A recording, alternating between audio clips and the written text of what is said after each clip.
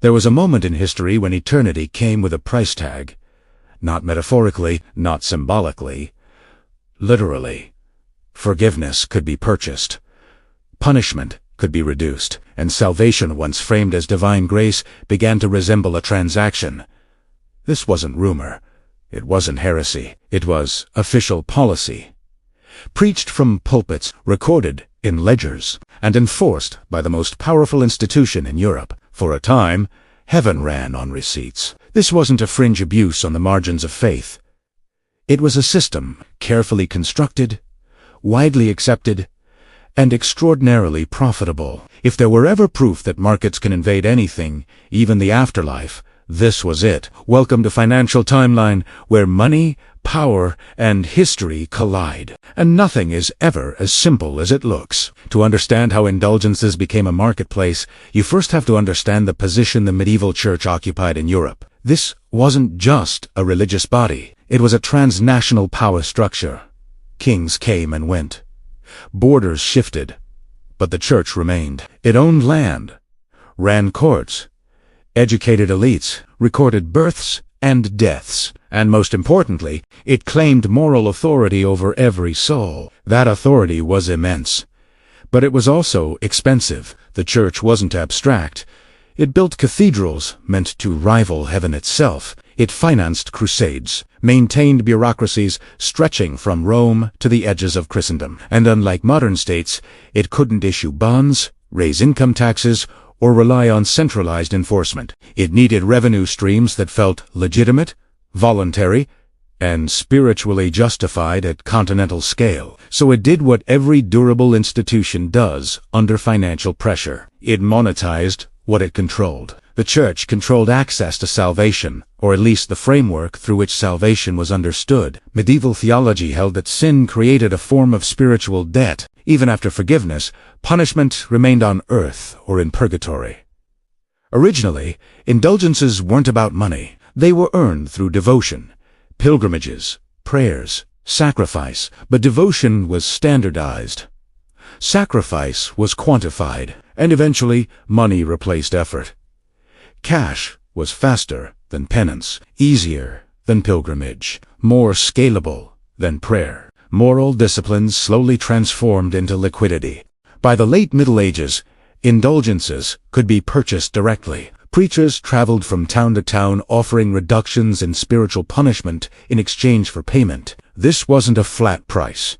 It was a market. Rates varied by sin, status, and urgency.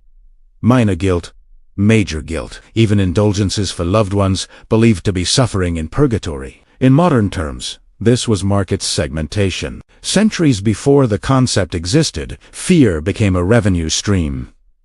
Indulgences scaled with remarkable efficiency. No enforcement, no audits, no verification. You can't test the afterlife. You can't dispute salvation. Trust did all the work. Behind the scenes, revenue was split between Rome, local bishops, and secular rulers who allowed the system to operate. Funds flowed into massive projects, most famously the rebuilding of St. Peter's Basilica in Rome. Eternal glory financed by earthly transactions. This is where the system crossed a line. Indulgences stopped feeling like guidance and started feeling like sales. Pricing became explicit. Marketing became aggressive. Preachers like Johann Tetzel perfected the pitch. As soon as the coin in the coffer rings, the soul from purgatory springs. Nothing says eternal mystery like a jingle. The buyers weren't elites. They were peasants, laborers, families living close to the edge. Indulgences weren't theology. They were insurance. But once belief behaves like a market, people notice pricing. They compare. They question not God, but the institution managing access to Him. The church solved its revenue problem, but created a moral imbalance money couldn't fix. The breaking point didn't come from Rome. In 1517, a German monk named Martin Luther acted not as a revolutionary, but as an auditor. His objections weren't emotional. They were mechanical. If salvation could be priced, it could be questioned. And once questioned, it could no longer command obedience.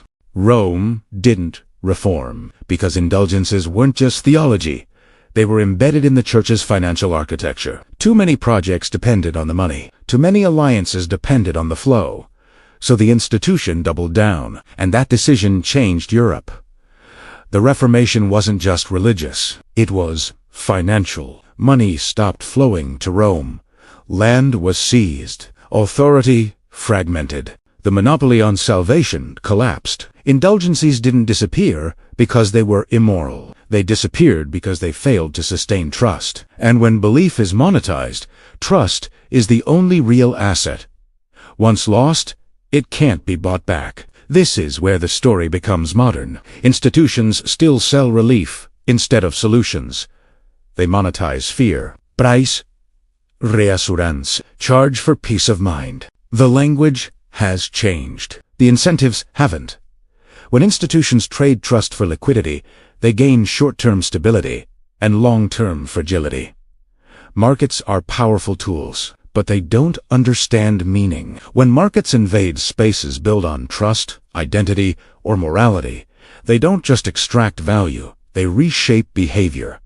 Faith became transactional. Authority became conditional. And once that happens, no amount of revenue can restore legitimacy. History doesn't repeat, but it leaves patterns behind. Whenever belief becomes a marketplace, legitimacy becomes fragile. And when legitimacy breaks, money can't save the system. If this changed how you see history, subscribe to Financial Timeline. The past already ran the experiment. We're just living with the results.